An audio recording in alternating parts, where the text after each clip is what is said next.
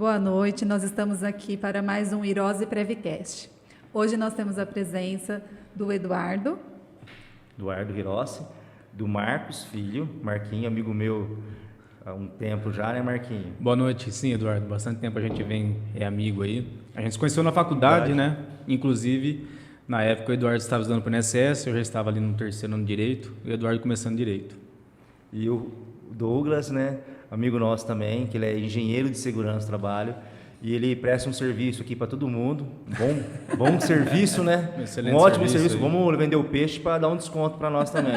Ele acompanha as perícias judiciais. Isso, hoje nós vamos falar sobre perícia técnica, né? Sobre a importância do assistente técnico nas perícias, um pouquinho da questão da aposentadoria especial e do cômputo especial da atividade exercida aí pelo segurado. E Marquinhos, qual é o seu perrengue diariamente na luta previdenciária e judicial? Então, Eduardo, hoje a grande dificuldade que a gente enfrenta aí na minha região, atuando como advogado, é o formulário de atividade especial preenchido de forma incorreta. O ruído com a técnica errada, a medição, por vezes, também errada. E aí como que a gente acaba identificando isso, o princípio ali? A gente buscando, às vezes, a perícia trabalhista, a gente identifica ali que aquele PPP ele foi feito com informação errada e depois na perícia judicial trabalhista tem outra medição. Então, ali a gente já começa a identificar um dos principais erros que tem. Outra dificuldade que a gente enfrenta, empresas inativas. A gente tem dificuldade aí de grandes indústrias que encerraram as atividades. Até a perícia, né, proximalidade hoje, para poder provar.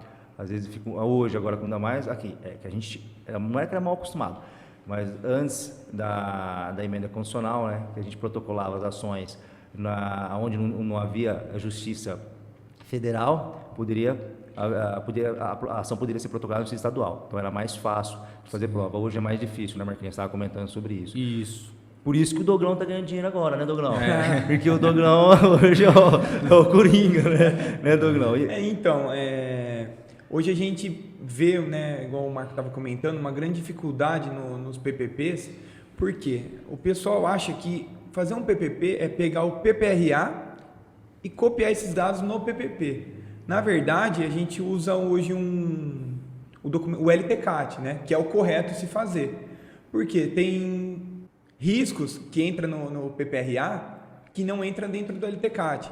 Ou então a metodologia utilizada também é diferente. Dentro do LTCAT, a gente segue o decreto 3048, onde ele mudou, né, várias vezes durante os anos, onde ele exclui alguns agentes que dentro do PPRA contém, ou então esses agentes são insalubres, mas dentro do LTCAT ele já não entra mais. Então extinguiu e a gente pega PPPs sendo prejudiciais para os clientes, né? Os clientes. Segurado. Segurado, né? Deixa eu te falar uma coisa. E é engraçado, né? O INSS, ele... Assim, umas coisas que eu trabalho no INSS, eu gosto do INSS, eu devo muita coisa ao INSS, mas, assim, raciocínio lógico eu não consigo entender muito. O INSS tinha o PPRA, ele é da Justiça Trabalhista, né? É baseado na Justiça Trabalhista. O INSS, ele criou o LTCAT. E eu estudando, vai ter um manualzinho. Qual é a razão que o INSS geralmente não aceita o PPRA? É que o INSS não aceita que o técnico de segurança assina. E o PPRA, o técnico pode assinar. Então eu vejo assim, às vezes já foram apresentados o PPRA junto ao INSS, e o perito médico, ele não aceitou o PPRA em razão de ter a assinatura apenas do técnico também. Eu já vi isso e eu acho assim, que não...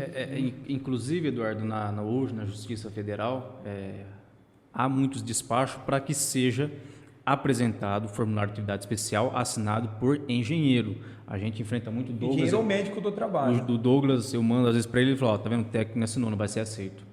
É bater no INSS no âmbito administrativo e ser recusado a análise daquele documento, até o reconhecimento, porque não foi assinado por profissional devidamente habilitado, que seria um engenheiro ou médico.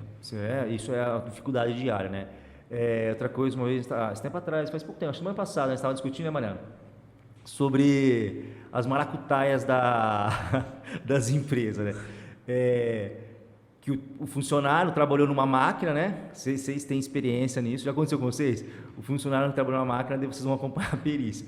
Se não tem acompanhamento da perícia, lógico que não ia dar insalubridade, mas eles escondem a máquina que é feita, geralmente eles não apresentam o layout, né? Você vai lá, pega uma máquina, eles ligam uma máquina que não tem agente ruído, ou não tem exposição a agente prejudicial à saúde, né? Aconteceu isso com você já? Já acontece de chegar muito assim, tá maquiado o ambiente de trabalho, né? O segurado está lá, ele já fala, ó, as máquinas estão desligadas, tá tudo parado, ele vai ligar só a minha máquina, não vai dar ruído. E tem todo o ambiente como um todo ali, Sim. que tem que estar funcionando de acordo com o dia a dia do trabalhador, porque se ele pega e desliga e deixa só a máquina do trabalhador, ele não vai ter o ruído. Eu trabalhei, não sei se você sabe, né, Marquinhos? Eu trabalhei 10 anos no Japão, e eu trabalhei no pior setor que tinha, que era a fundição. E realmente o que você falou é verdade. E lá nós tínhamos o layout, então a gente sabia quando as máquinas iam ser quais máquinas, as principais máquinas tinham que ser ligadas na semana. Então, tipo assim, o que ajuda muito também é o layout, você saber qual máquina que funciona, porque a empresa ela tem isso, né? E eu te falo, tinha uma máquina lá que era prensa, que pelo amor de Deus, eu perdi um pouco de audição, né, do ouvido esquerdo, porque incomodava. Hoje eu incomodava ficar com o protetor, né? E às vezes eu tirava, podia arrumar a máquina, cara, e ligava aquela prensa. Meu irmão, aquilo lá é absurdo. Você ficava até meio dormente assim o ouvido, né? E a Mari, ela gosta desse assunto, né, Mari? A Mari, ela estuda muito esse assunto. E a Mari, ela fica nervosa, porque na hora da perícia, eles fazem essas coisas, né? Então, assim, a ideia é o seguinte, a gente mostrar para o público, né, que mexe com isso, os macetinhos que tem que ser feito, qual a importância de vocês na área mesmo, na labuta diária, né, Marquinhos? Acompanhar mesmo, Claro, acompanhar é o seu cliente, né? Muito importante estar acompanhando. Um dos pontos que eu considero importante você estar acompanhado do seu assistente técnico, profissional habilitado, é justamente ele, ali no momento da perícia, levar a discussão junto com o perito nomeado, não para causar confusão, mas sim para tentar corrigir e conduzir a perícia da forma correta.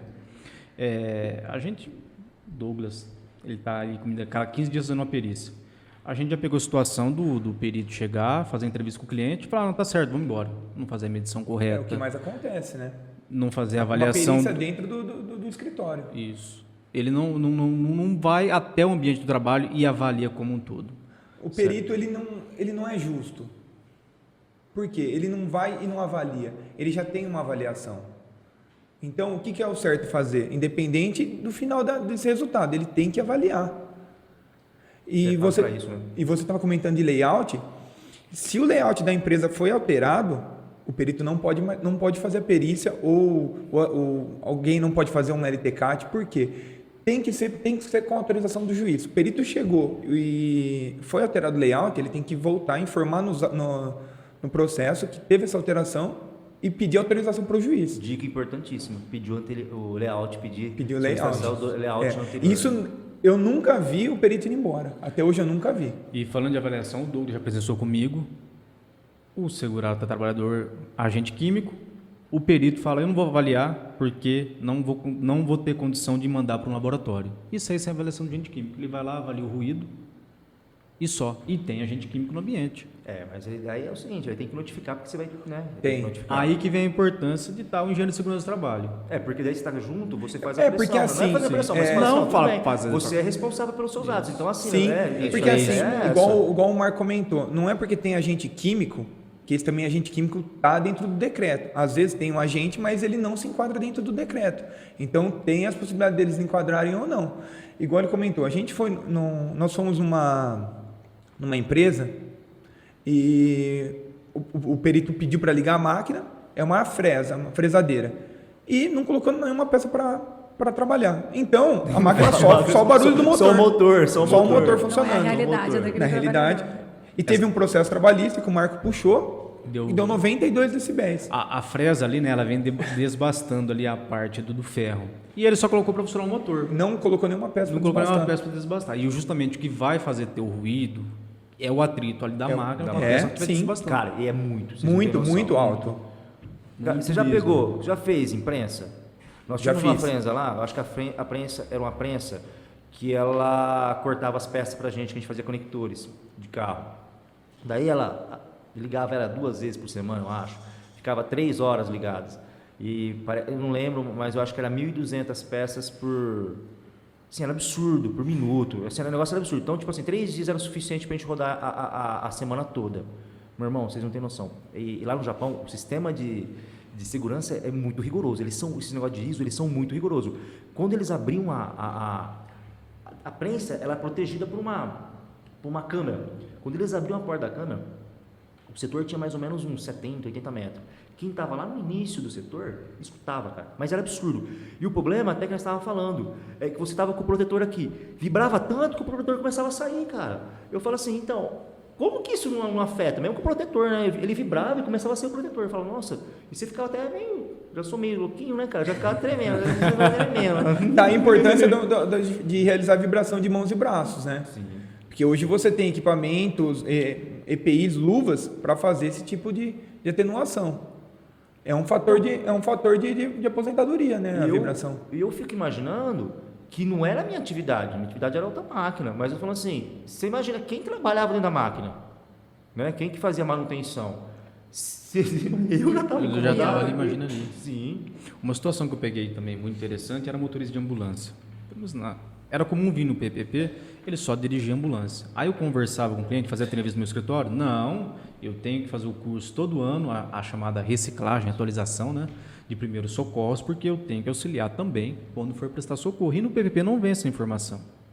Então, a importância de ter na perícia, porque o perito aí vai verificar que o PPP foi preenchido de forma correta. Não há informação que ele, além de dirigir ambulância, ele também presta socorro, está em contato com pacientes e exposto ali aos agentes biológicos. Só abro uma atenção assim, que eu trabalhei muito em empresa de plástico, né? Fazia muito plástico. Cara, é horrível o cheiro do material. E você não consegue trabalhar usando máscara.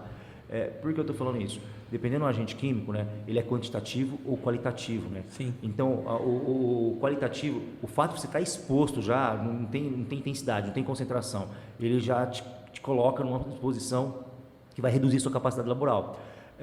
Eu não sei, mas empresa de plástico, que mexe com injetura plástica também, é uma empresa muito agressiva, porque o material, o outro, você tem que usar material para limpar a máquina, eu falo assim, nessas horas que o perito, né, com o assistente técnico, o advogado, tem que olhar e falar, não é só, porque a gente vai só no ruído, a maioria das pessoas só vai no ruído, né? É o preparo dos peritos, né? Porque assim, o perito qualificado, o perito tem que ter no mínimo um dosímetro, medidor de estresse térmico e o equipamento de vibração.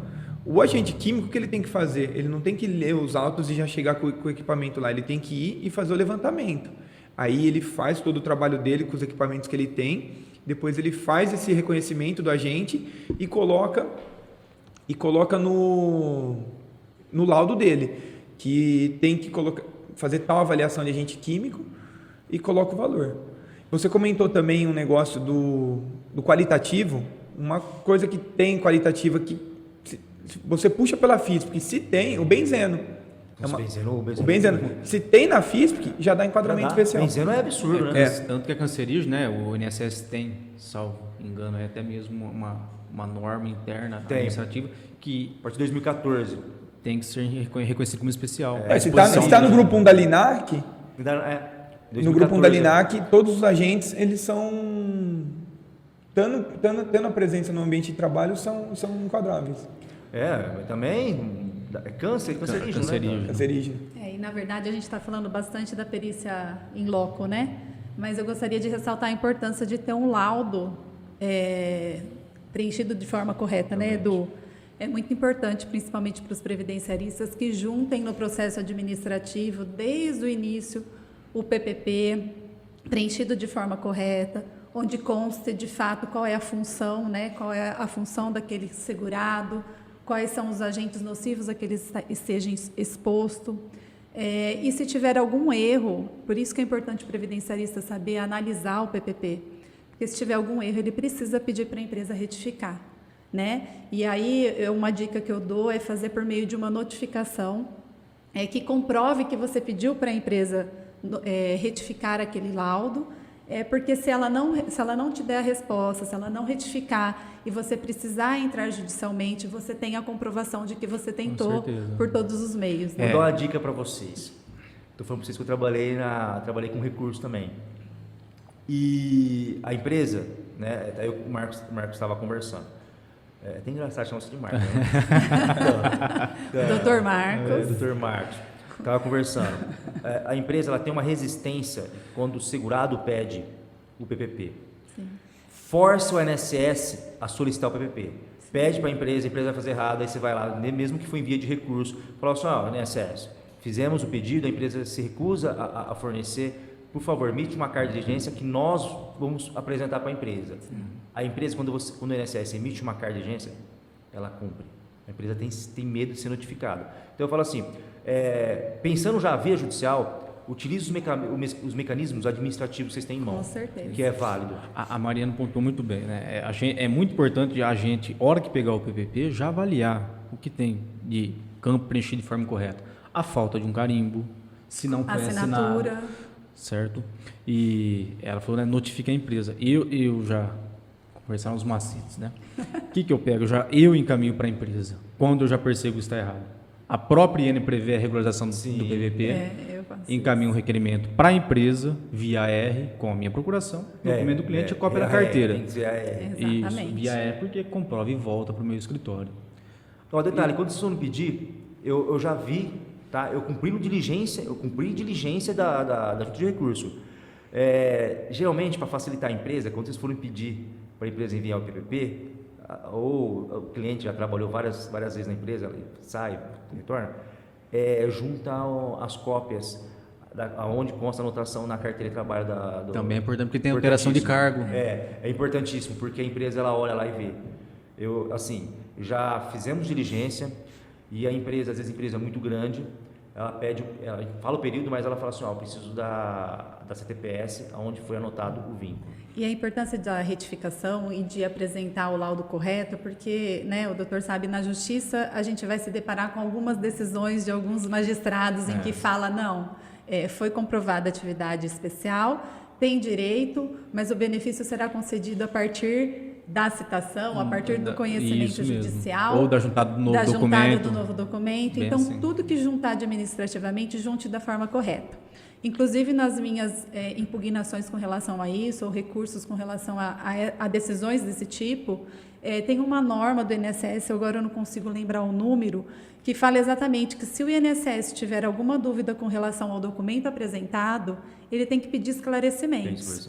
Então, se ele não solicitou esses esclarecimentos, se ele não rebateu o documento que foi apresentado, não tem por que um juiz sentenciar, né, decidir que o benefício seja concedido a partir do momento judicial e não do requerimento administrativo. E até mesmo porque, se o INSS, no movimento do processo, quem defende o INSS é o procurador.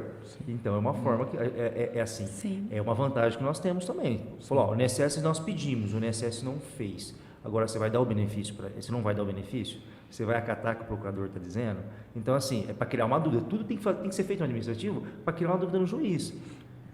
O processo administrativo, eu tenho isso comigo, a Mariana também, a doutora Mariana também, acredito, pelo que ela vem falando. Você já tem que instruir o seu processo administrativo como se fosse judicial. Eu não tenho tem que ser por completo. Marquinhos do trabalho já, hein? Já trabalho lá, hein? Já tem que estar totalmente instruído, justamente para a gente não enfrentar esses pontos depois na esfera judicial. Com certeza. Então, começou a aprender. E tem muita gente aprendeu bem, eu falo assim, né? Tem pessoas. Eu falei para ele hoje, quando você aprende o jeito correto, que é o mais difícil, as coisas se tornam mais fáceis. Não é porque você é inteligente, não é porque você já sabe o que é difícil, então você habitua a fazer as coisas difíceis. Tem que fazer correto já, né? Senão você faz duas vezes, né? E o benefício de aposentadoria especial, eu considero assim como a melhor parte do direito previdenciário. É o benefício mais vantajoso para o segurado. É o benefício que não vai incidir o fator previdenciário e nesse cenário pós-reforma é ele que vai talvez fazer o seu cliente, o segurado, entrar numa regra de transição mais benéfica. Ou mesmo se tiver o direito adquirido. Esse tempo atrás eu estava dando uma consultoria e foi engraçado que perguntaram para mim assim, ele está exposto está exposto a agente nocivo à saúde. Como que eu tenho certeza que eu posso colocar isso no meu planejamento previdenciário? Eu peguei e falei assim, ativa o INSS. Mas como assim ativar o INSS? faça um pedido de processo de administrativo de aposentadoria. Mas não tem tempo, não tem problema. O INSS ele tem que te dar uma resposta. Então peça para o INSS. Se ele considerar, o que você faz? Já está garantido. Tá? O INSS analisou o período, tá ali, então você já pode colocar como certo no seu planejamento previdenciário. E se o INSS não considerar, aí você vai cobrar do seu segurado para poder pedir isso na via judicial. Então você ganha e vai segurando o teu cliente com você. Daí futuramente, que você ganhou, você consegue projetar qual o melhor benefício para o seu cliente. Vai ficar sendo verbal, né? Um caso prático que eu tenho no escritório, um pouco difícil de acontecer. Eu tive uma situação de pegar um segurado, exposto a agente biológico, trabalhava ainda em manutenção de esgoto. Ele com 33 anos na mesma empresa, 59 anos de idade. Foi averbado os 33 anos como especiais, não deu aposentadoria especial, deu aposentadoria por tempo. Por quê? O fator ficou positivo. O fator ficou positivo. Aí compensa. Compense muito. Porque ele não precisa parar de exercer atividade. E não precisa parar de exercer atividade também. E é que as pessoas não entendem que sempre existiu o fator positivo. O que acontece? Já peguei aposentadoria por idade, que agendaram a posição de contribuição, tinha direito. Só que na hora que eu olhei lá, eu falei, nossa, pede para aposentadoria por idade, né? Por que por idade? Eu falei, pede por idade. Deu quase, mas foi muito, cara. Deu 12% do benefício. Olha isso. 12%. Foi muito interessante isso, né? Porque a pessoa não sabia. Eu falei, é só pedir, porque na época, você lembra, né, Marquinhos? Vocês vão fazer o benefício lá, vocês pediam na hora, a gente fazia na hora.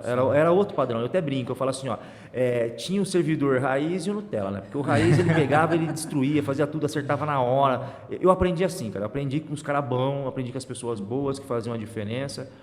Assim, eu não culpo o servidor, porque a vida do servidor é difícil, não tem capacitação, por isso que o concurso público é difícil pra caramba, né? As pessoas falam que a gente entra lá, 15 dias depois já está fazendo benefício.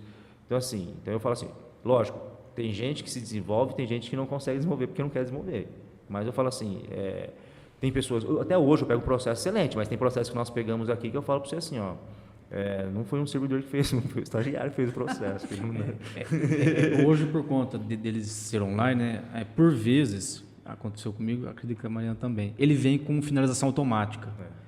Mesmo com PPP, mesmo com guia para ser incluída, mesmo com pedido de diligência. Sem nem análise. Ele vem sem análise nenhuma. O processo 41, aposentadoria por idade, se você destravar, quando você vai falar lá, você junta processo, documento, você não vai juntar tal, quem vai fazer o processo é o robô. O robô ele faz mesmo.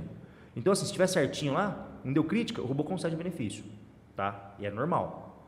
Então, assim, você só dá uma olhadinha para ver se tem contribuições como facultativo, as contribuições estão corretas. Por quê? Porque daí você já agenda e pede que você tem que juntar documento. Daí não é o robô que vai analisar. Porque se deixar passar, daí qual que é o problema? Deixei passar. Você não fez uma análise correta, antecipou a análise, depois você vai ter que entrar com revisão demora, vai dar um trabalho.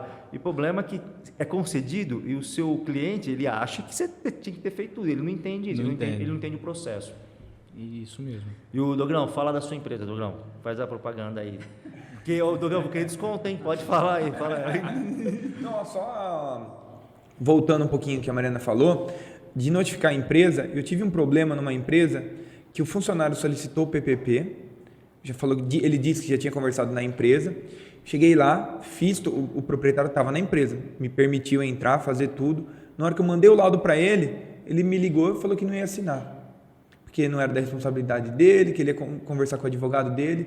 Então, vai uma dica. Antes de vocês irem nas empresas, manda uma notificação também, por e-mail, falando que você vai fazer certinho. Agora, todas as empresas que eu vou, eu mando notificação. Inclusive, quem me falou foi até um Marco para começar a fazer. É muito comum acontecer esse cenário em mecânica. Mecânica de veículos. A empresa nunca teve um LTCAT, nunca teve um PPRA, não tem ficha de EPI. Então, a hora que o mecânico, lá, o empregado, vai solicitar o PPP, a empresa não tem. Principalmente mecânica pequena, né? Porque a mecânica pequena é o cara que faz tudo. É o Severino, né? Que eles falam. Não, você chega lá, o cara tá tudo preto. Não, parece que colocaram o cara dentro da graxa. Como que o cara não está exposto a agente nocivo? Nossa, eu fui trocar o pneu do meu carro, esse tempo atrás aí que tava furado, mandei o cara arrumar. Eu olhei pro cara assim, eu falei, ó, isso aí não vive mais muito tempo não, que você tá desse jeito, velho. E também queria só ressaltar mais um ponto também, que tem as situações, como o Marcos falou, das empresas que já estão extintas, estão fechadas e o segurado não possui o PPP, né? Então, eles têm muita dificuldade, né? Então, eu gostaria de dar algumas dicas aqui, aproveitando aqui que nós estamos nesse bate-papo. Então, se a empresa estiver extinta, você pode conseguir o PPP através de prova emprestada, você pode pedir o PPP através de provas, de banco de provas de laudos que o próprio INSS possui, você pode pedir através do sindicato da categoria, muitas vezes o sindicato da categoria tem os laudos. Pedir para o sindicato, às vezes tem ação coletiva dentro do sindicato, Sim. Eles fornecem ação coletiva. Nós temos nas justiças federais, em vários lugares, bancos de laudos. Isso é muito importante. Né? TRF4 tem.